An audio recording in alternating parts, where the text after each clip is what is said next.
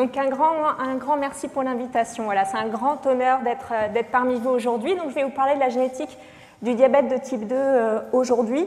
Mais en gros, tout ce que je vais dire sur le diabète de type 2, c'est applicable à l'obésité. Donc, comme vous le savez sûrement, on parle vraiment d'épidémie mondiale. Vous voyez les chiffres très impressionnants du diabète dans le monde entier, comme vous le voyez. Et malheureusement, les chiffres ne cessent d'augmenter.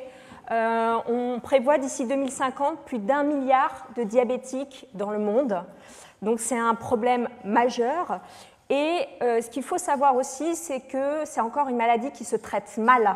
On considère qu'environ 80% des patients qui ont un diabète de type 1 ou de type 2 sont maltraités. Donc, ce qui nous pousse à continuer tous nos efforts de recherche. Et personnellement, j'utilise la génétique pour avancer dans la compréhension de la physiopathologie de la maladie, pour trouver des cibles thérapeutiques, des nouvelles cibles thérapeutiques plus efficaces afin de mieux traiter les patients. Alors, comme vous savez sûrement, le diabète est associé à des complications sur tout le corps, notamment complications rénales, complications neuropathies, c'est la première cause d'amputation. Et vous voyez les chiffres malheureux. Voilà, plus de 3 adultes diabétiques sur 4 vivent dans des pays à revenus faibles ou intermédiaires. Le diabète a été responsable de 6,7 millions de décès en 2001, soit un décès toutes les 5 secondes.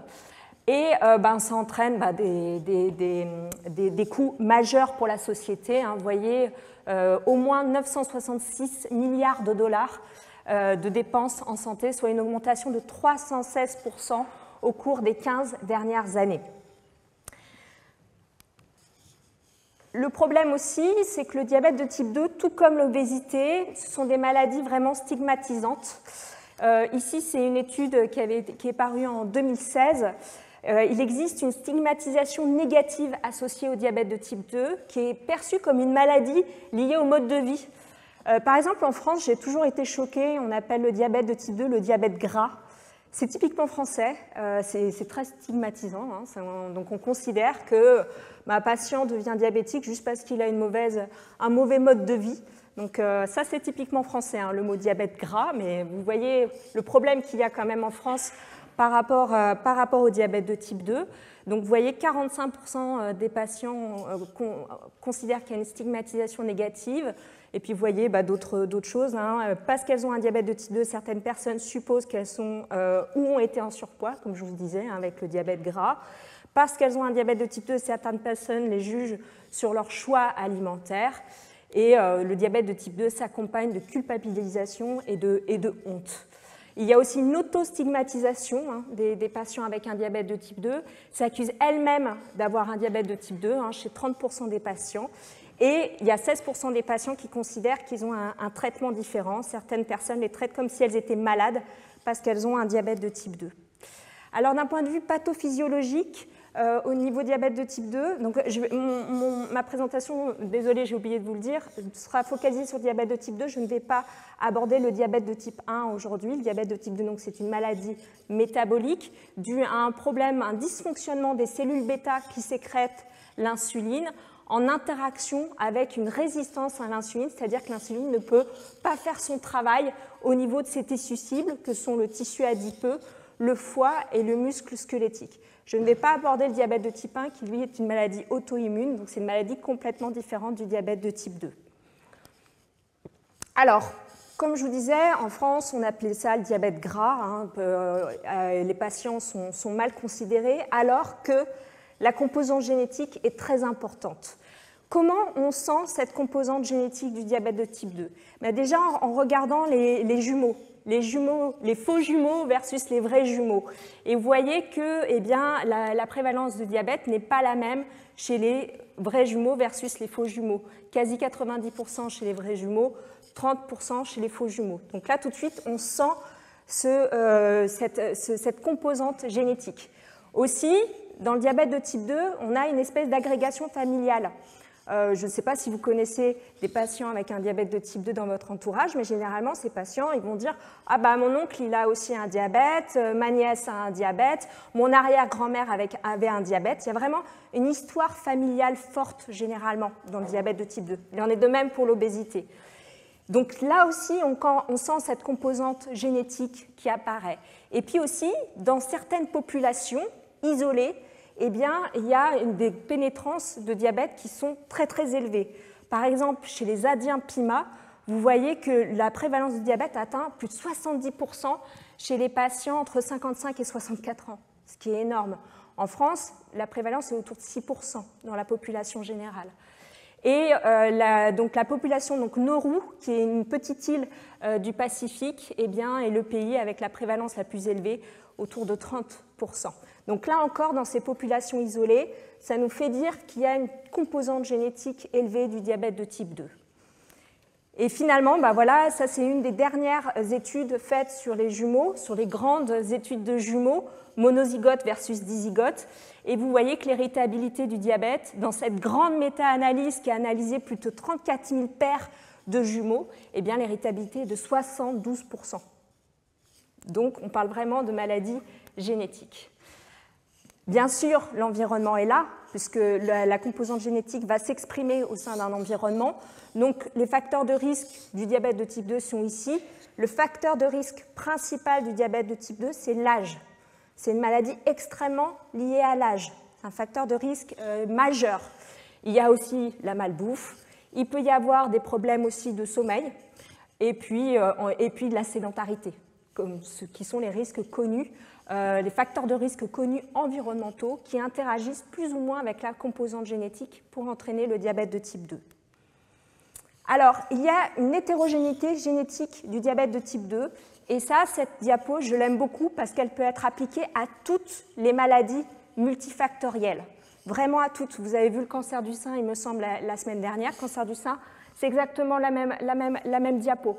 L'obésité, la dyslipidémie, l'hypertension, tous ces traits suivent cette diapo, avec les formes majeures qu'on appelle polygéniques, mais il existe aussi des formes monogéniques dans ces formes complexes de diabète de type 2 ici en l'occurrence, mais c'est pareil pour l'obésité, pareil pour la dyslipidémie, pareil dans Alzheimer, pareil de la maladie de Parkinson. Voilà, cette diapo peut être appliquée à toutes les maladies multifactorielles.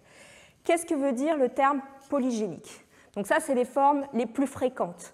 Pourquoi on appelle ça polygénique? On considère que les formes fréquentes de diabète de type 2 sont dues à de multiples variants tout au long du génome qui, plus ou moins en interaction avec l'environnement, va entraîner la maladie. C'est pour ça qu'on appelle ça polygénique. Il existe aussi des formes monogéniques dans le diabète de type 2 qui sont plus rares. Pourquoi on appelle ça monogénique? C'est une seule mutation est suffisante à entraîner la maladie. Et vous verrez dans les textbooks que, généralement, ces formes monogéniques sont plus sévères. On considère qu'elles sont plus sévères. Je vais vous expliquer plus tard que ce n'est pas si vrai que ça, mais dans l'esprit, c'est que ces formes sont plus sévères et elles se déclarent plus tôt dans la vie, généralement, ces formes monogéniques. Donc, je vais commencer par vous parler des formes monogéniques de diabète. Alors ici, c'est pareil, une diapo que j'aime beaucoup et qui est importante à comprendre. Ici, vous voyez sur l'axe des Y, l'axe des ordonnées, le risque sur le diabète, ou un autre ratio. Et ici, sur l'axe des abscisses, la fréquence des variants. Eh bien, on considère ici, ce sont les variants qui sont impliqués dans les formes polygéniques de diabète. C'est-à-dire que ce sont des variants typiquement fréquents dans la population générale, donc généralement avec une fréquence supérieure à 1% dans la population générale, mais avec un effet faible sur le risque de diabète. C'est-à-dire typiquement, généralement, un variant associé au diabète va augmenter de 10% le risque de développer un diabète quand il est pris tout seul. Alors que les mutations pathogènes impliquées dans les formes monogéniques de diabète, là, c'est des variants beaucoup plus rares dans la population, voire privés. Okay, on est le seul porteur dans le monde, mais avec un effet extrêmement fort sur le risque de diabète de type 2. Donc typiquement, vous voyez, c'est un odds ratio supérieur à 5, ça veut dire si je suis porteur de la mutation, j'ai 5 fois plus de risques de développer la maladie. Donc vous voyez, on n'est pas du tout sur les mêmes rapports d'effet et de fréquence dans la population. Donc ça, c'est important, mais je reviendrai dessus tout au long de ma présentation. Donc on va commencer par ces formes monogéniques de diabète, c'est-à-dire des mutations très rares dans la population, mais qui ont un effet fort sur le risque de maladie. Alors il existe 3 grands types de diabète monogénique. Tout d'abord, les formes familiales, qu'on appelle les formes MODY, pour Maturity Onset Diabetes of the Young. Bon, c'est un acronyme qu'on a tendance un peu maintenant à oublier, c'est assez galvaudé. On tente à faire enlever cet acronyme qu'on trouve finalement pas très utile. Mais en gros, ces formes monogéniques dominantes, eh bien, on va les voir à toutes les générations dans une famille. Donc, c'est une seule mutation hétérozygote, c'est-à-dire soit héritée de la maman, soit du papa, est suffisante à entraîner la maladie. Donc, c'est des mutations monoalléliques. Voilà, c'est des mutations monoalléliques qui sont suffisantes à entraîner le MODY. Donc, c'est un diabète familial qui apparaît généralement autour de l'adolescence. Voilà. La définition dans les textbooks, c'est en dessous de 25 ans. C'est-à-dire que le diabète va se développer en dessous de 25 ans dans une famille suivant une transmission autosomique dominante. Vous avez un autre type de diabète monogénique qui, là, est le diabète néonatal. Alors ça, c'est un diabète qui apparaît dans les 6 premiers mois de vie. Donc généralement, c'est une forme sévère, puisqu'il faut mettre le bébé sous insulinothérapie. Et dans le diabète néonatal, on trouve des formes dominantes, donc comme je vous ai dit tout à l'heure, c'est-à-dire une mutation hétérozygote ou monoallélique est suffisante pour entraîner la maladie, ou des mutations donc, qui suivent un mode récessif, où là, il faut hériter la mutation du papa et de la maman, ce qui va entraîner la maladie. Donc là, c'est des mutations homozygotes ou bialléliques. Et enfin, le diabète syndromique. Qu'est-ce que le diabète syndromique? Eh bien, c'est un diabète qui va être associé à d'autres syndromes. Ici, par exemple, c'est le syndrome de Wolfram, où il peut y avoir des problèmes au niveau de surdité, des problèmes au niveau des yeux, etc. Donc là encore, c'est des formes extrêmement sévères. Et généralement, ces formes-là sont dites récessives, c'est-à-dire qu'il faut hériter du papa et de la maman. Donc c'est des mutations bialléliques qui entraînent ces formes-là de diabète. Et généralement, ces formes-là sont enrichies dans des populations consanguines. Alors ici, vous trouvez tous les gènes qui ont été identifiés, impliqués dans les formes monogéniques de diabète. Donc vous voyez qu'il y en a beaucoup, il n'y en a pas qu'un seul. En 1985, j'ai retrouvé un résumé dans un abstract pour un congrès européen du diabète où ils pensaient qu'il y avait un seul gène impliqué dans les formes monogéniques de diabète. Vous voyez que finalement, il y en a beaucoup plus. Donc il y a beaucoup de gènes. Donc là, en fait, tous ces gènes jouent un rôle clé dans la cellule bêta-pancréatique qui sécrète l'insuline. Voilà, donc tous les gènes du diabète monogénique jouent un rôle clé dans la sécrétion d'insuline. On n'a pas trouvé ailleurs. Donc là, je parle vraiment du diabète de type 2. Et vous voyez, donc, il y a beaucoup de gènes dans des facteurs de transcription qui sont localisés donc, dans le noyau. Il y a aussi pas mal de gènes qui jouent un rôle dans le réticulum endoplasmique. Vous avez aussi des gènes qui codent des protéines qui sont à la membrane des cellules. Donc ici, c'est un transporteur du potassium. Et aussi, le gène de l'insuline lui-même, il est muté, il est trouvé muté dans des formes monogéniques de diabète. Donc vous voyez que quasi tous les compartiments de la cellule bêta peuvent être impliqués dans les formes monogéniques de diabète. Ici, c'est une autre façon donc, de voir tous ces gènes. Ici, vous avez tous les gènes impliqués dans le MODY, donc les formes familiales de diabète. Ici, tous les gènes impliqués dans le diabète néonatal. Et ici, tous les gènes impliqués dans les formes syndromiques de diabète. Donc, comme je vous l'avais dit, la majorité de ces gènes suivent un mode récessif. Dans le MODY, c'est surtout un mode dominant. Et le diabète néonatal, un peu des deux. Et ce qui est important de noter, et ça c'est vrai dans toutes les formes monogéniques de maladie, c'est qu'il y a une expressivité qui est variable. C'est-à-dire qu'une même mutation va pouvoir en fait entraîner soit une forme syndromique de diabète, soit un MODY, donc juste un diabète isolé, ou carrément un diabète néonatal. Donc c'est la même mutation qui peut entraîner ces différents phénotypes. On parle d'expressivité variable. Et vous voyez que HNF1-bêta, en l'occurrence, ce n'est pas le seul, il y a plein d'autres gènes où on trouve une expressivité variable des mutations. Donc je vais vous montrer un exemple qu'on a publié il y a plusieurs années, il y a plus de 10 ans maintenant.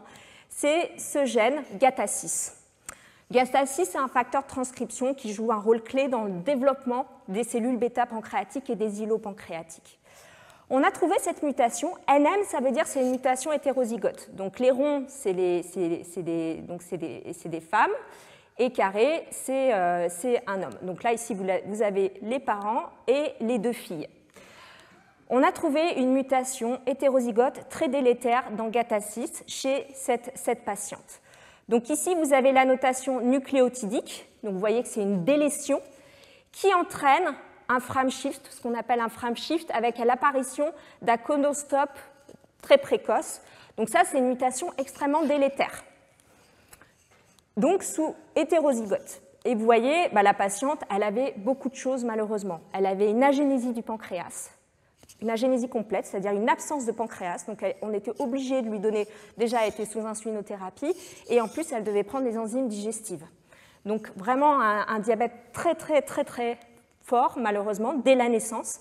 Elle avait aussi un problème cardiaque, puisque GATA6 joue aussi un rôle dans le développement cardiaque, donc elle a dû faire une chirurgie quasi dès la naissance, et avec plein d'autres choses. Okay, donc ça, c'est un tableau clinique malheureusement extrêmement sévère. Sa sœur, on a testé ensuite sa sœur avait exactement la même mutation, mais vous voyez déjà avec beaucoup moins de choses associées. Elle a aussi eu une chirurgie cardiaque avant l'âge d'1 an, mais son diabète s'est développé plus tardivement, à l'âge de 13 ans. Vous voyez, ce n'est pas du tout le même tableau, pourtant on parle de la même famille, avec le même background génétique, avec le même environnement, et vous voyez, la même mutation va entraîner un tableau phénotypique totalement différent. Et elle n'avait pas d'agénésie du pancréas. Et enfin, on a testé les parents, on a testé la maman. La maman, sur le papier, elle n'avait rien. Dès qu'on a trouvé la mutation, on a dit, vous allez voir votre diabétologue, vous allez voir votre cardiologue. Le diabète, rien du tout. Elle a une glycémie parfaite. Elle n'a absolument pas de pancréas. Le pancréas n'est absolument pas atteint. Par contre, le cardiologue a relevé une petite valvulopathie. Donc vous voyez ici, non seulement on parle d'expressivité variable, mais là de pénétrance. La pénétrance est incomplète, c'est-à-dire que, alors que la mutation, il n'y a aucun doute sur la pathogénicité de la mutation, on sait que cette mutation entraîne un diabète, est censée entraîner un diabète néonatal avec une agénésie du pancréas, mais vous voyez, la maman, aucun diabète, elle a une glycémie parfaite. Et c'est toujours un mystère, on ne sait encore pas pourquoi il y a cette pénétrance incomplète et cette expressivité variable. Mais c'est pour vous montrer que même dans les formes monogéniques, il y a une complexité et qui nous dépasse encore. Mais c'est important de le savoir, et il en est de même pour toutes les autres formes monogéniques d'obésité, de dyslipidémie, d'Alzheimer, etc. Vous aurez exactement le même souci d'expressivité variable et de pénétrance incomplète. Ici, c'est un autre exemple que j'aime aussi bien montrer, c'est dans le gène Cas11. Donc là, vous avez vraiment un exemple parfait d'une famille MODY, dans toute sa splendeur. Vous voyez, donc, quand le carré est plein, ça veut dire qu'il y a du diabète. Quand il est blanc, ça veut dire qu'il n'y a pas de diabète. Ici, il y avait un patient diabétique de type 1, donc il avait un diabète de type 1. Et quand c'est comme ça veut dire que c'est un prédiabète. Donc vous voyez, on a trouvé une mutation dans ce gène, Cas11, donc qui code un transporteur potassique. Cette mutation, au départ, elle avait été trouvée chez un patient avec un diabète néonatal. Nous, on a trouvé cette mutation dans cette famille MODY. Il n'y avait aucun des apparentés qui avait un diabète néonatal. Aucun. Là, cette patiente-là, elle a eu son diabète qui est apparu à l'âge de 16 ans. Ici, il est apparu à l'âge de 20 ans. Ici, 47 ans. Ici, 59 ans.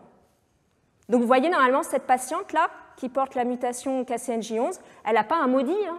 Comme je vous ai dit tout à l'heure, normalement, dans les textbooks, il faut développer son diabète avant l'âge de 25 ans. Pourtant, c'est bien une mutation du MODY. Et vous voyez qu'ils ne sont vraiment pas traités pareil. Là, il y a un petit traitement oral. Ici aussi, sulfamide, là, régime. Et cette patiente, elle a tout de suite été mise sous insulinothérapie. Donc vous voyez là encore une variabilité énorme de phénotype. Et vous voyez, un oncle éloigné, lui, il est porteur de la mutation, il n'est jamais devenu diabétique. Donc là encore, dans cette famille, expressivité variable et pénétrance incomplète. Et on ne sait encore pas ce qui se cache derrière, on ne sait pas ce qui explique cette variabilité phénotypique. Par contre, ce qui est intéressant de noter, c'est qu'il y a des gènes actionnables. Et cette mutation, elle était actionnable. Qu'est-ce que ça veut dire? C'est que si on trouve une mutation dans ce gène-là, on peut faire une médecine de précision. Donc KCNG11 est un gène actionnable. Donc il y a vraiment un rôle crucial du diagnostic de ces formes monogéniques de diabète, puisqu'on peut changer réellement la vie de ces patients. Et notamment cette patiente-là, on a pu arrêter l'insulinothérapie et on a pu la traiter avec une simple prise orale de sulfamide. Donc elle ne dépend plus du tout d'insuline et maintenant elle prend un comprimé le matin de sulfamide et son diabète est réglé. Pourquoi? Parce que KCNJ11, comme je vous l'ai dit, code un transporteur potassique ATP dépendant dans la cellule bêta. Les patients qui portent la mutation, en fait, ont le canal qui reste ouvert. C'est ce qui s'appelle des mutations gain de fonction. Et le fait que ce canal reste ouvert, ça inhibe la sécrétion de l'insuline. Et dès qu'on donne des sulfamides à ces patients, eh bien, il y a un récepteur aux sulfamides au niveau de ce transporteur, de ce canal, et ça ferme le canal, ce qui va permettre en fait de stimuler la sécrétion d'insuline chez ces patients. Donc ça, c'est un exemple, mais il en existe plein d'autres dans les formes monogéniques de diabète. Pareil, les patients porteurs de mutations pathogènes dans les gènes HNF1-alpha ou HNF4-alpha, pareil, dès qu'on trouve une mutation dans ces gènes, on peut arrêter l'insulinothérapie et on les met sous sulfamide, et ils sont très bien traités sous sulfamide, ils ont un contrôle de leur glycémie parfait. Encore un super exemple, c'est les mutations de la glucokinase. Donc comme vous pouvez vous douter, normalement, quand on développe un diabète précoce, il va y avoir des complications multiples avec le temps.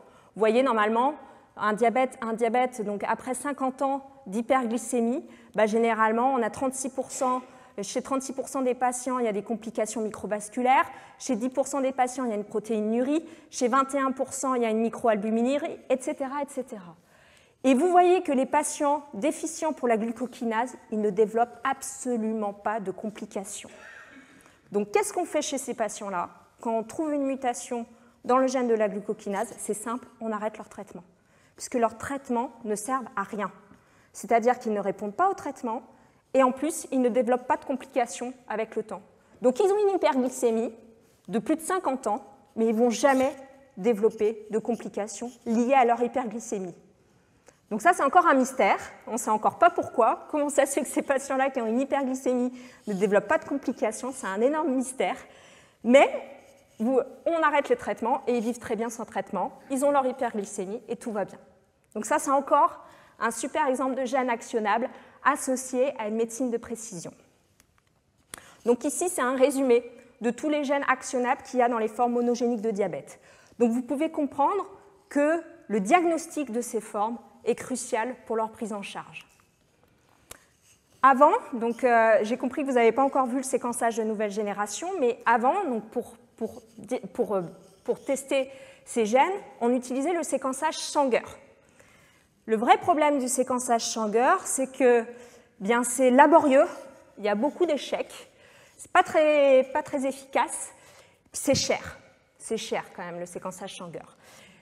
Ça coûtait à peu près 2 000 €, donc les bébés avec un diabète néonatal, généralement, forcément on fait le diagnostic chez ces bébés, ça coûtait plus de 2 000 € pour la sécurité sociale, et il fallait plus d'1 an, il fallait attendre plus d'1 an. Vous vous rendez compte, un bébé sous insulinothérapie, etc., le diagnostic là il est majeur, puisqu'on peut arrêter l'insulinothérapie chez ces bébés pour les mettre sous sulfamide oraux, eh bien il fallait quand même plus d'1 an de travail, puisque l'un de ces gènes, vous voyez, c'est avec les exons en bleu. Vous voyez les exons en bleu, les introns en jaune, mais vous voyez que c'est énorme la taille de ce gène, et ça demandait beaucoup de travail avec le séquençage Sanger.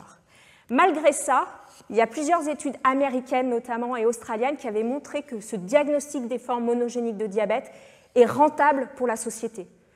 Il est rentable. Malgré les coûts avec ce séquençage Sanger, c'est clairement rentable pour la société.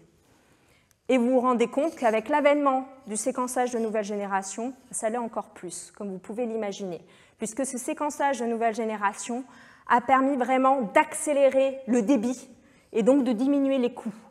Vraiment, le séquençage de nouvelle génération, c'est la même philosophie que le séquençage Sanger, c'est vraiment basé sur la même chimie quasiment, mais tout a été accéléré avec des systèmes de microfluidiques et nanofluidiques qui ont permis, mais vraiment, de décupler le débit de séquençage et donc les coûts. Donc il y a trois grandes applications de séquençage de nouvelle génération pour faire le diagnostic. Dans les hôpitaux notamment, ils séquencent des panels de gènes. Donc ils vont séquencer que les gènes impliqués dans les formes monogéniques de diabète par exemple. Donc le vrai problème, c'est que si le patient a plusieurs maladies, par exemple notamment dans l'obésité, dans les formes sévères d'obésité, c'est souvent associé à des troubles neurodéveloppementaux. Et malheureusement, chez ces patients-là, on va d'abord faire le panel troubles neuro, et puis finalement, le panel obésité, on ne le fait pas ou on ne le fait jamais, quoi. Voilà, on le fait parce que voilà, il y a une espèce de prioritisation par rapport à la maladie du patient. Donc ça, c'est un problème des panels. Et puis, s'il y a des nouveaux gènes qui sortent, il en sort toutes les semaines, eh bien, notre panel est déjà on va dire, dépassé. Et déjà, voilà, donc il ne peut jamais être à jour. Donc ça, c'est un problème. Nous, au laboratoire, ça fait depuis 2010 qu'on fait systématiquement du séquençage d'exomes entiers. C'est-à-dire qu'on va séquencer toutes les parties codantes du génome. Comme évoqué par Louise tout à l'heure, c'est à peu près 1 à 2% du génome. Et donc ça nous permet vraiment d'analyser tous les nouveaux gènes qui sortent et puis aussi d'en chercher d'autres chez les patients négatifs et puis après d'analyser toutes les maladies parce qu'un patient n'est pas égal à une maladie et notamment dans le diabète, on a souvent de la dyslipidémie associée, on a de l'obésité associée. Donc on peut analyser tous les gènes impliqués dans toutes les formes de maladies métaboliques, on va dire. Donc ça nous donne une certaine flexibilité et à être plus efficace. Et enfin, il y a ces derniers temps l'avènement du séquençage de génome entier. Donc le vrai goulot d'étranglement pour le génome entier, c'était vraiment l'analyse des données, parce que c'est énorme. Voilà, comme je vous ai dit, l'exome, c'est juste 1 à 2%, donc c'est beaucoup plus simple d'un point de vue informatique. Et là, finalement, il y a des nouveaux développements qui permettent d'accélérer finalement ces analyses, notamment grâce aux cartes graphiques utilisées dans les jeux vidéo. Donc c'est grâce aux jeux vidéo qu'on a pu vraiment maintenant mieux analyser les données de génome entier. On utilise une boîte NVIDIA, normalement, qui était une boîte spécialisée dans les jeux vidéo, cartes graphiques. Et on a pu utiliser cette technologie pour accélérer nos analyses de données de génome entier. Donc on y va de plus en plus vers le génome entier, parce qu'il y a beaucoup de choses à voir dans ce génome entier. Donc on y va de plus en plus, même si on est loin d'être dans une routine à l'hôpital, on n'y est pas encore. Je pense au génome entier, il y a encore 10 ans, je pense, d'attente. Et ce qui est super aussi, c'est qu'au même moment de l'avènement du séquençage de génome entier, séquençage d'exome entier, séquençage de nouvelle génération, il y a eu aussi des critères très spécifiques pour dire si une mutation est pathogène ou variant de signification incertaine, etc. Avant, c'est-à-dire là, cette publication elle date de 2015, mais avant 2015, chaque laboratoire avait un peu sa façon de faire. Donc il y avait des laboratoires très stringents, par exemple, ou des laboratoires qui avaient tendance à trouver des mutations pathogènes avec une fréquence plus importante. Là, depuis 2015, les choses ont été plus carrées grâce à l'American College of Medical Genetics and Genomics, qui ont vraiment écrit des guidelines clairs pour dire donc, si une mutation est pathogène ou pas. Donc je vais vous montrer quelques critères. C'est des critères plus ou moins logiques, finalement, qu'on utilisait aussi avant, mais au moins maintenant, c'est carré, même si je vais vous dire encore certaines limitations par rapport à ces règles, mais on continue à s'améliorer. Donc par exemple, un des critères forts, c'est si une mutation entraîne l'apparition d'un codon stop ou un frame shift avec une petite insertion délétion. Donc ça, c'est un critère fort. Un critère très fort, pardon. Aussi, par exemple, si la mutation a déjà été rapportée pathogène dans la littérature, bah ça, c'est un critère fort. Ou si on a des analyses in vitro à disposition, si on montre dans des cultures cellulaires que notre mutation a un effet délétère, et bien là, c'est le critère PS3, donc c'est un critère fort. Et puis après, il y a des critères modérés. Par exemple, si la mutation n'est pas rapportée dans les grandes bases de contrôle, donc maintenant, comme dit par Louise tout à l'heure, il y a des grandes bases de données qu'on peut utiliser, et notamment des bases de population générale. Et bien, si la mutation est absente de ces populations générales, bah, c'est un critère modéré, etc., etc. Et après, il faut rassembler tous ces critères ensemble pour dire si la mutation est pathogène ou pas. Donc, par exemple, pour dire si une mutation est pathogène, il faut le critère PVS1 et un critère modéré, etc., etc. Donc, vous voyez, c'est quand même laborieux, mais vous sentez derrière qu'il y a tout un travail bioinformatique qui permet, et d'intelligence artificielle, qui permet d'automatiser ces critères. Donc il y a un énorme enjeu d'intelligence artificielle dans le diagnostic. C'était un des piliers de Cédric Villani quand il avait parlé d'intelligence artificielle il y a quelques années. Le diagnostic en fait partie, c'est un des grands enjeux de l'intelligence artificielle. Alors nous, qu'est-ce qu'on a fait? Je vous ai dit, ça c'est dans les textbooks. C'est qu'en gros, les formes communes, c'est-à-dire avec un diabète associé à de l'obésité, assez tardif, on dit c'est forcément une forme polygénique. Et puis le diabète, finalement, plus précoce, associé à un poids normal, familial, c'est monogénique. Mais finalement, est-ce qu'on avait vraiment essayé de chercher à savoir si cette hypothèse était vraie? Est-ce que finalement, chez du diabète tardif, il peut y avoir des formes monogéniques de diabète? On s'est posé cette question-là. Grâce à l'avènement du séquençage de nouvelle génération, on a pu y répondre. On a séquencé quasi 10 000 individus. Donc, on a fait une étude cas témoins.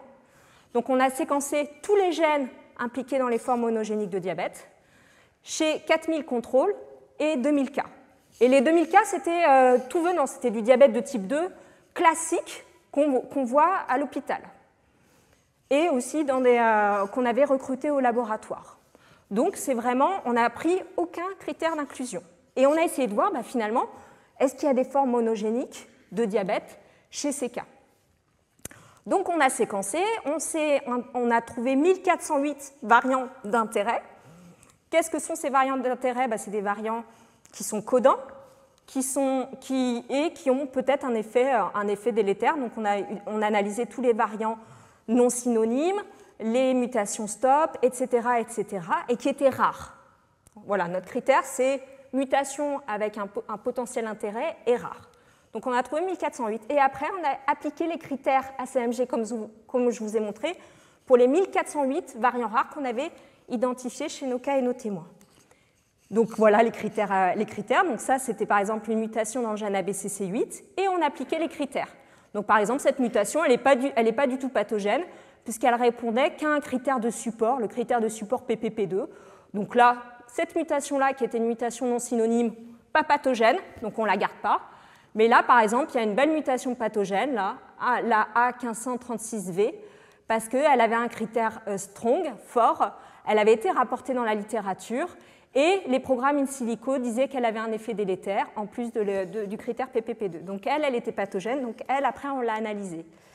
Et ce que vous voyez ici, c'est quand même assez frappant, c'est qu'on a trouvé quasi 6% des patients avec un diabète de type 2 qui avaient des mutations pathogènes dans les formes monogéniques de diabète. Et vous voyez aussi ça, c'est qu'il y avait 2,7% des contrôles qui portaient aussi des mutations pathogènes. Nous, ça ne nous a pas surpris, parce que comme je vous ai dit, la pénétrance est incomplète. Donc, ce n'est pas surprenant de trouver des contrôles. Mais vous voyez qu'il y a quand même un bel enrichissement, 5,6% versus 2,7%.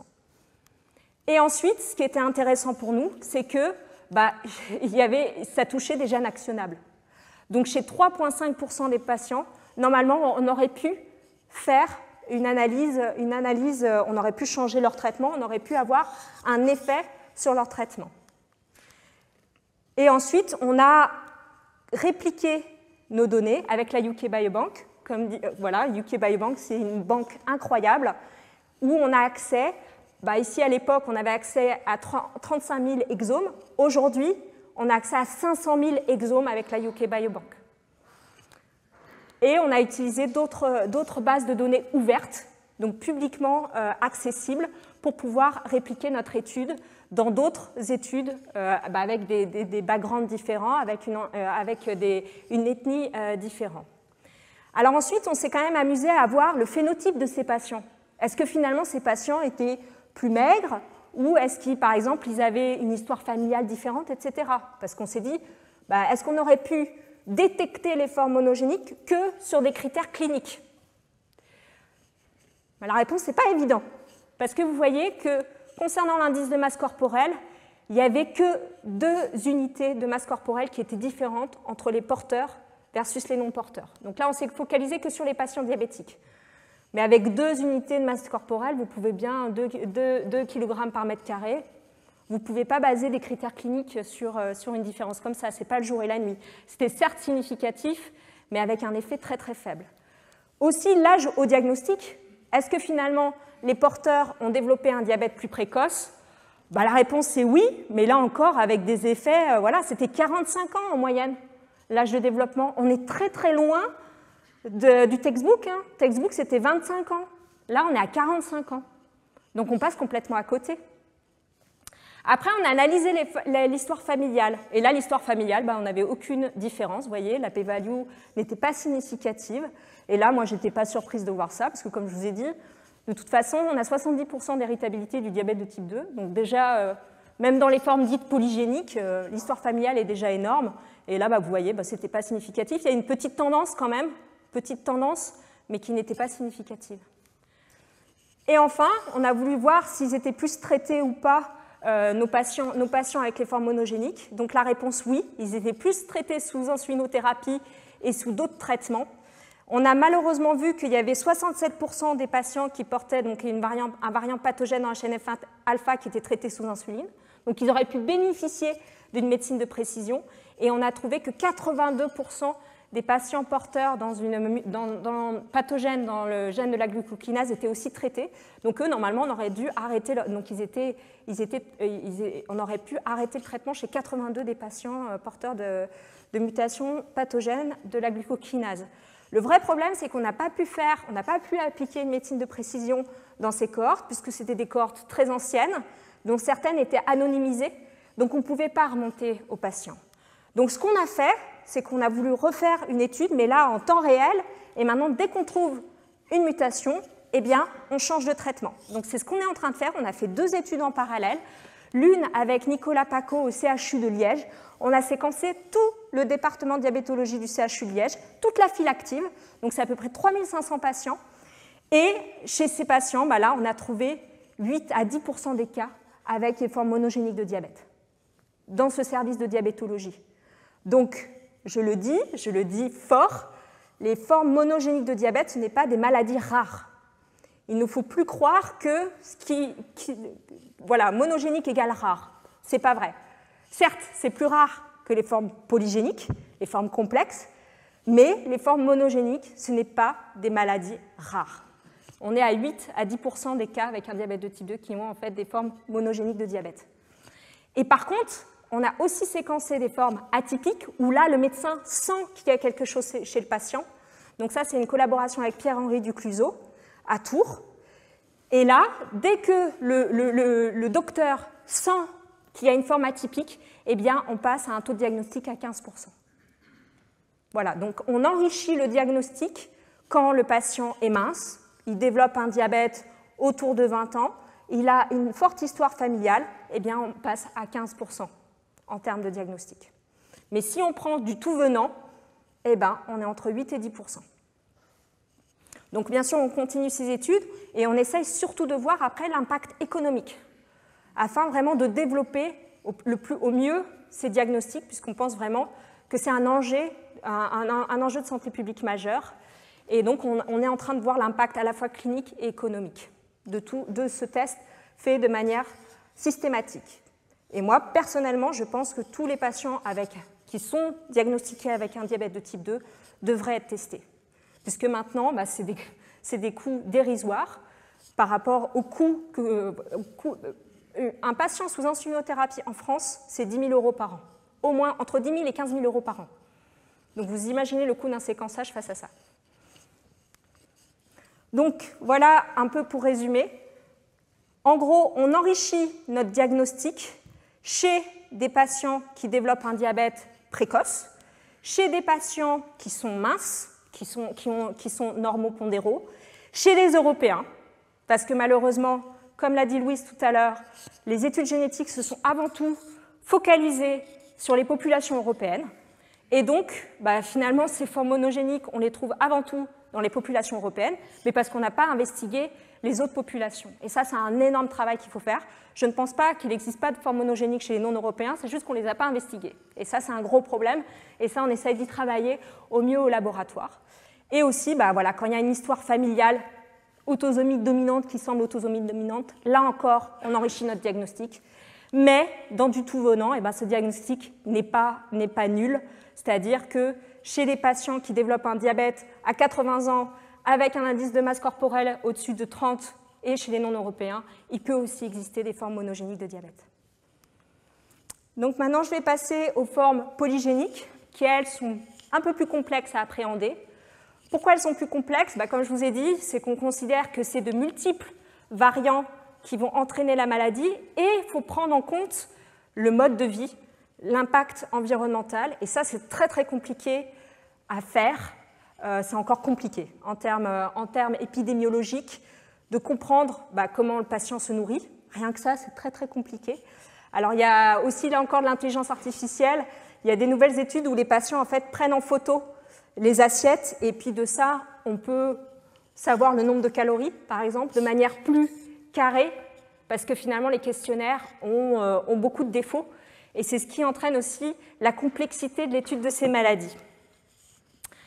Donc, concernant ces maladies, avant 2007, il n'y avait aucun variant qui avait été trouvé, impliqué. Alors que le diabète monogénique, j'ai oublié de vous le dire, le premier gène du diabète monogénique a été découvert en 1992.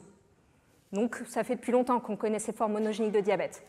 Concernant les formes polygéniques, rien n'a été trouvé de manière robuste avant 2007.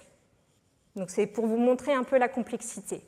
Et finalement, qu'est-ce qui a permis un peu de déverrouiller tout le problème? Eh bien, ce sont ces puces de génotypage dont a parlé Louis. Donc, basées sur les études HapMap, toutes ces grandes études ont permis de cartographier les variants fréquents dans la population générale. Et en gros, qu'est-ce que c'est cette étude-là? Donc, GWAS pour Genome-Wide Association Study. Donc, ça s'appelle en fait en français une étude d'association pangénomique, basée sur ces puces de génotypage. Donc, qu'est-ce que l'hypothèse de l'utilisation de ces puces de génotypage? C'est qu'une maladie commune comme le diabète de type 2 est due à des variants fréquents dans la population générale. Et grâce à ces puces, on a pu passer ces puces chez des cas versus des témoins. Et dès lors qu'un variant se trouvait plus fréquent chez les cas versus les témoins, ça veut dire que c'est un variant du diabète de type 2. Donc ces études d'association pangénomique ont été extrêmement successful, donc j'ai plus le mot en français, mais elles ont été très, très efficaces pour identifier de multiples variants associés au diabète de type 2. Alors là, je vais vous montrer, donc voilà. Donc, je vous rappelle cette figure. Donc là, on parle de ces variants-là. Okay, donc ces variants, ou SNP, pour Single Nucleotide Polymorphisms, c'est des variants très fréquents dans la population, mais qui ont un effet faible sur le risque de maladie. Et donc, ici, c'est des sortes de figures qu'on voit souvent dans les publications de GWAS. Ça s'appelle des Manhattan plots, parce que oui, ça ressemble comme à la skyline de Manhattan. Donc ici, en fait, sur l'axe des abscisses, vous avez les chromosomes, et ici, vous avez la p-value. Donc en gros, moins log 10 de p-value, ça veut dire qu'ici, la p-value d'association avec le diabète de type 2. Donc là, ça veut dire qu'on a 10 moins 50, 10 moins 100, 10 moins 150, 10 moins 200. Donc c'est des associations extrêmement fortes avec le diabète de type 2. Les p-values sont extrêmement basses, mais avec des effets faibles. J'y tiens. Donc chaque point représente un SNP qui a été trouvé par les études d'association pangénomique du diabète de type 2. Et je me suis amusée, donc ça c'est pour une revue, je me suis amusée après à mettre tous les gènes qui étaient des gènes candidats. Ce que j'ai oublié de vous dire, c'est que ces mutations sont avant tout non codantes. C'est des mutations fréquentes dans la population générale. Généralement, ce sont des SNP qui sont dans des zones intergéniques ou dans des zones introniques. Donc généralement, ce sont vraiment des variants non codants en très très grande majorité. Et là, je me suis quand même donc amusée à mettre les gènes qui étaient situés juste à côté. Et ce qu'on remarque, c'est qu'il y a plein de gènes du diabète monogénique. Donc c'est marrant, hein, on touche quand même la même physiopathologie. C'est-à-dire que vous voyez plein de gènes du diabète monogénique qui ont été trouvés par GWAS. Donc ça, c'est amusant. Mais ce n'est pas du tout le même mécanisme, hein, puisque là, on parle, comme je vous ai dit, on ne parle pas de variants rares à effet fort, c'est-à-dire dans des régions codantes. Là, on parle de variants dans des zones non codantes, avec des effets beaucoup plus faibles d'un point de vue fonctionnel. Et ce qui est intéressant de noter, c'est que depuis le début, je vous dis, ouais, bah, ces SNP, ils ont un effet faible et tout sur le risque de maladie.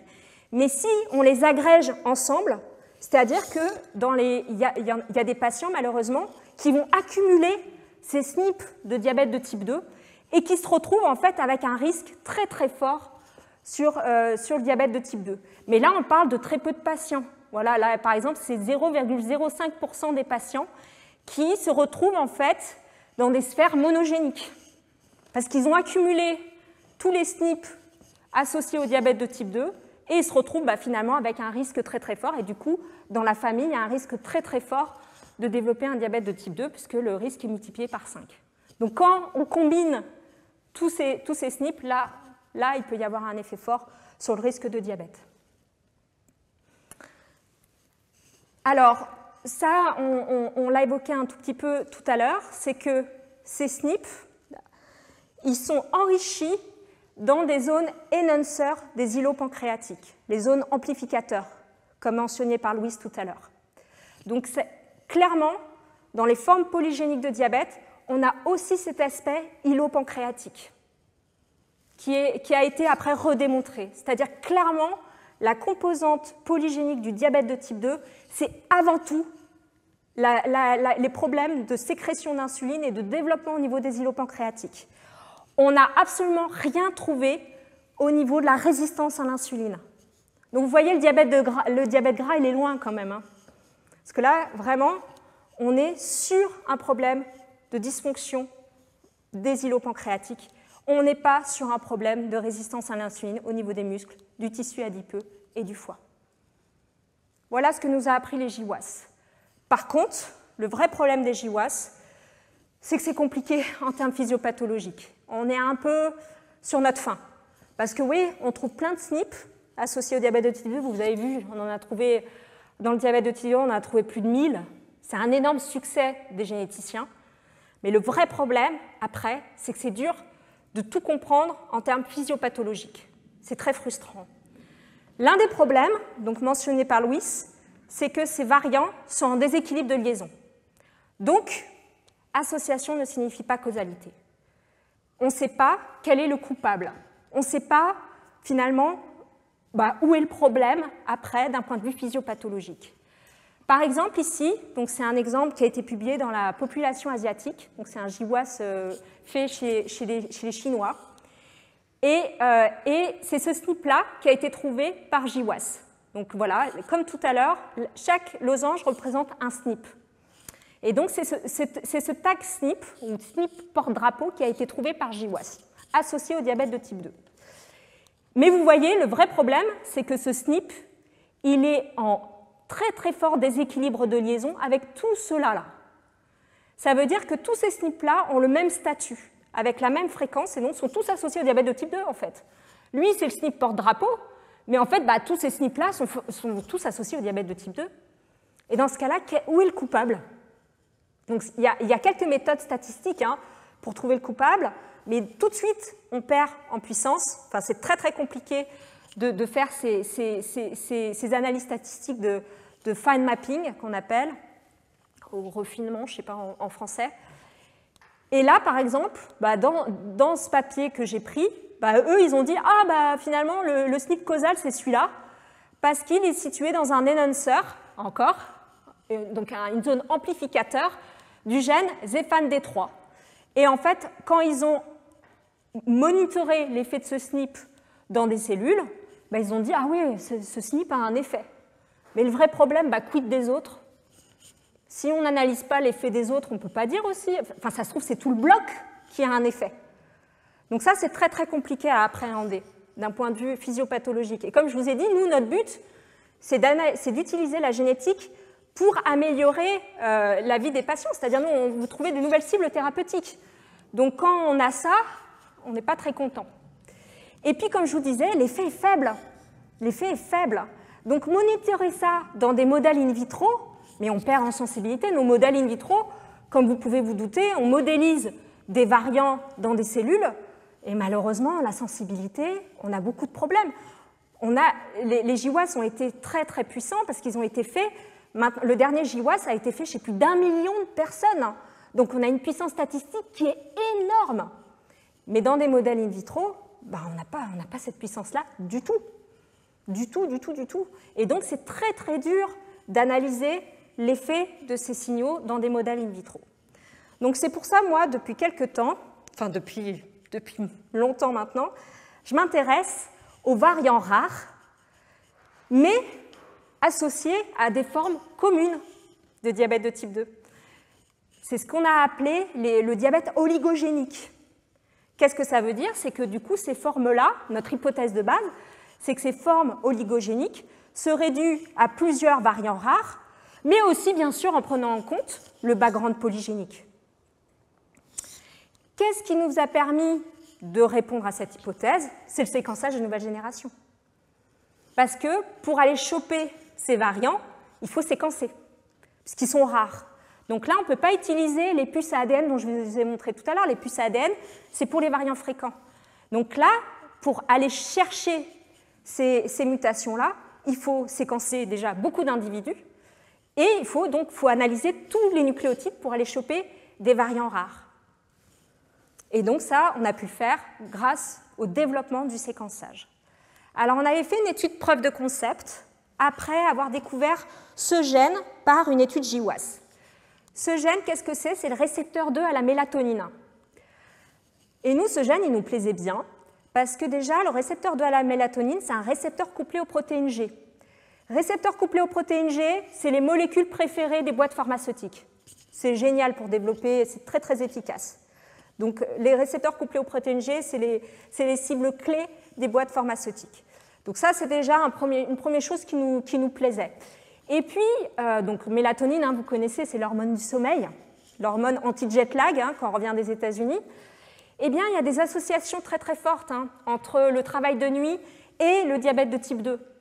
Ça, c'est clair et net. Les études épidémiologiques ont montré, par exemple, que les infirmières qui travaillent de nuit ont plus de risques de développer un diabète de type 2. Et puis aussi, par exemple, une pinéalectomie, c'est-à-dire une ablation de la glande pinéale qui sécrète la mélatonine, induit une augmentation de la glycémie chez le rat, par exemple. Et puis, il y a plein de modèles de souris autour du clock, qui sont associés à un diabète de type 2. Donc nous, ça nous plaisait ce lien entre rythme circadien et diabète de type 2. Donc on a voulu analyser le gène MTNR1B sous cette hypothèse oligogénique. Donc qu'est-ce qu'on a fait? On a séquencé plus de 7000 individus pour aller chercher des variants rares avec potentiellement un effet fort sur le risque de diabète. Donc on a détecté 36 variants rares chez plus de 7000 individus.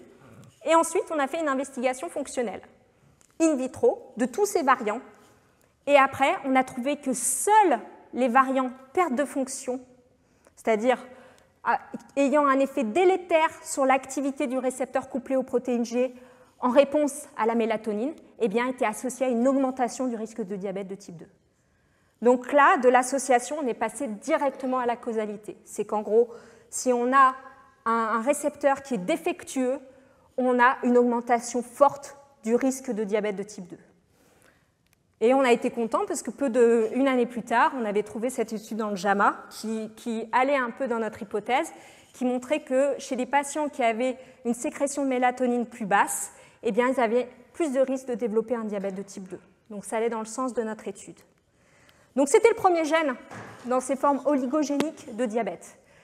Et vous pouvez vous rendre compte que là, on touche vraiment à la causalité et on ouvre des perspectives en termes physiopathologiques, pourquoi pas de développer, de repositionner des drogues dans un cadre de nouveau développement de cibles thérapeutiques.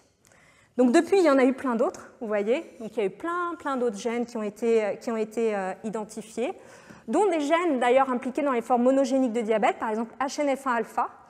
Donc HNF1-alpha, il y a des mutations pathogènes d'un HNF1-alpha qui sont en fait associées à du diabète oligogénique, c'est-à-dire avec un autre ratio qui ne sont pas dans les sphères monogéniques, mais quand bien même, on trouve aussi ce gène dans les formes oligogéniques. Donc c'est pour vous montrer un peu tout ce continuum.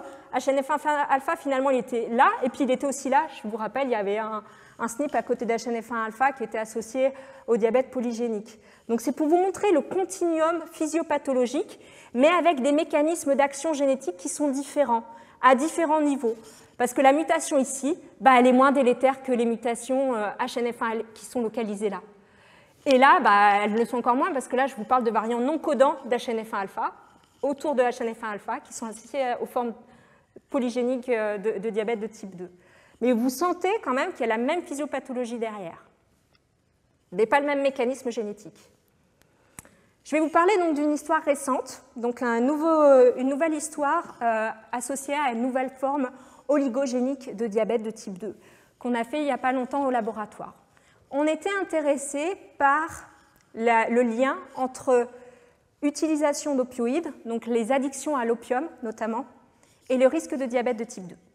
C'est quelque chose qui a été très documenté dans les années 70. Vous voyez, il y a plusieurs New England Journal of Medicine qui ont clairement montré un lien entre l'addiction longue à l'opium et notamment la suppression de l'appétit, diminution de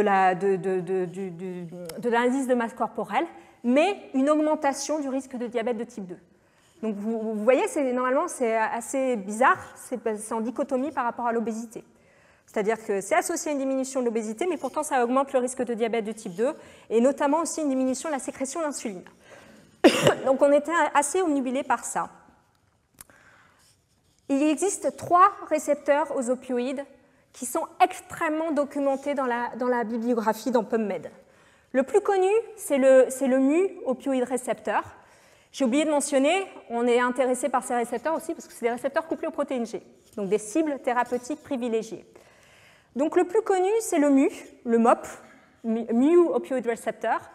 Pourquoi c'est le plus connu? Parce que c'est vraiment le récepteur du fentanyl et de la morphine. Généralement, c'est vraiment le récepteur qui est le plus analysé, c'est vraiment le récepteur privilégié du fentanyl, de la morphine, etc. Et vous voyez, plus de 17 000 articles dans PubMed. Il y a 2 autres opioïdes récepteurs qui sont un peu moins référencés, le kappa et le delta. Et je vous ai mis le GLP1 récepteur qui est très connu en ce moment avec le Wegovy, les traitements anti-diabète, etc. Vous voyez qu'il est loin derrière par rapport aux opioïdes récepteurs. Donc c'est pour vous dire que c'est vraiment des récepteurs qui sont très documentés. Et comme je vous ai dit, comme tous les GPCR, c'est des cibles thérapeutiques privilégiées. Vous voyez, là, ici, ce qui vise les opioïdes, il y a beaucoup de traitements déjà développés qui visent le pathway des opioïdes et de ces récepteurs. Et nous, ce qui nous intéressait, on s'est surtout intéressé au delta. Pourquoi? Parce que le delta, il est aussi exprimé dans le pancréas humain. Alors que les autres, le kappa et le mu, sont vraiment limités au cerveau, eh bien le delta, il est aussi exprimé dans le pancréas. Donc on s'est dit, allez, on va essayer d'analyser ce gène de plus près parce qu'il nous plaît bien. Donc on a séquencé quasi 7000 individus, donc par du séquençage de nouvelle génération. On a fait vraiment la même stratégie que pour le récepteur de la mélatonine. On a trouvé 34 variants rares, codants, et ensuite on a fait une analyse fonctionnelle. Donc, je ne vais pas vous dire les détails de ces analyses fonctionnelles, mais en gros, on a regardé si les variants avaient un impact sur l'activité du récepteur in vitro. Et vous voyez qu'on a trouvé 12 variants rares perte de fonction et 7 variants gain de fonction, c'est-à-dire qu'ils augmentent l'activité du récepteur en réponse aux opioïdes. Et ensuite, on a fait une analyse d'association. Donc, on a analysé l'effet de nos variants perte de fonction sur le diabète de type 2 et sur l'indice de masse corporelle.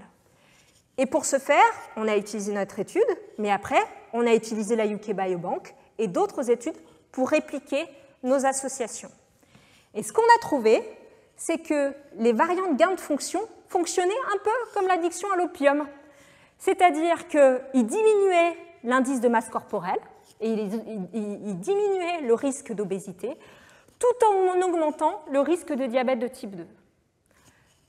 Alors que les mutations perte de fonction, eh bien, c'était un effet inverse. C'est-à-dire que les mutations perte de fonction augmentent l'indice de masse corporelle, mais diminuent le risque de diabète de type 2. Donc, on a supposé que ce delta opioïde récepteur était un lien majeur entre les opioïdes et le métabolisme, l'homéostasie métabolique. Ensuite, on a essayé de comprendre un peu pourquoi OPRD1 était passé sous les radars depuis tant d'années. En utilisant des données de RNA-seq, c'est du séquençage de nouvelle génération, donc on séquence l'ARN au lieu de séquencer l'ADN, dans des îlots humains et des îlots de souris. Et en fait, on se rend compte déjà que, comme on le pressentait, donc OPRD1, c'est-à-dire le delta, c'est le seul qui est fortement exprimé au niveau des îlots humains, alors que les autres récepteurs opioïdes ne sont pas exprimés. Donc ça, on l'a confirmé. Mais la grande nouveauté, et c'est là où je me suis dit, c'est pour ça qu'il est passé sous les radars, c'est qu'OPRD1 n'est pas exprimé dans les îlots murins. C'est-à-dire c'est quelque chose de spécifique à l'homme. L'expression d'OPRD1 dans les îlots, c'est spécifique à l'homme. Donc les modèles de souris à l'époque, parce que j'imagine qu'ils ont fait plein de modèles de souris quand ils ont vu ces... Ils ont analysé les opioïdes récepteurs en long, en large et en travers dans les modèles de souris, mais la souris OPRD1, c'est sûr qu'on n'allait pas voir grand-chose parce qu'elle n'exprime pas OPRD1 dans les îlots. Et en plus, on voyait un enrichissement aussi d'OPRD1 dans les cellules bêta, donc c'est celles qui sécrètent l'insuline. Après aussi, on a pu collaborer avec Myriam Knopp en Belgique, où on a vu que l'expression d'OPRD1 était diminuée dans les îlots issus de donneurs avec un diabète de type 2. Et vous voyez aussi que les traitements liés au diabète de type 2 diminuent l'expression d'OPRD1 dans les îlots pancréatiques humains.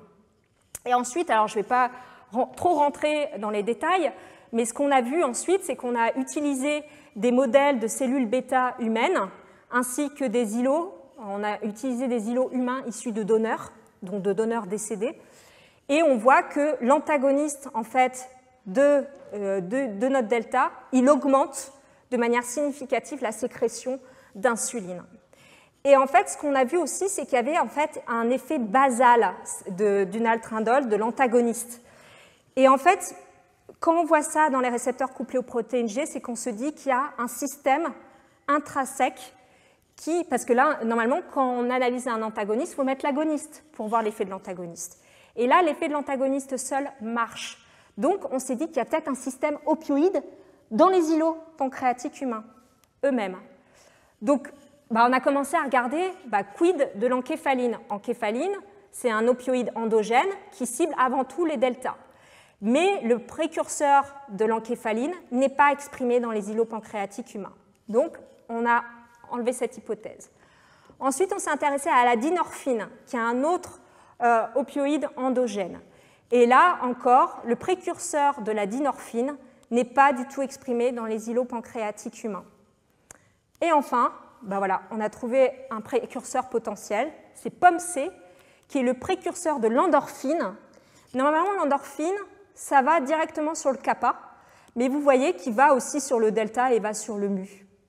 Ça aussi, c'est dans les textbooks, on dit l'endorphine, c'est le ligand du kappa opioïde récepteur. Non, en fait, il peut aller de partout. Il va sur le delta, il va sur le delta, il va sur le kappa, il va de partout en fait.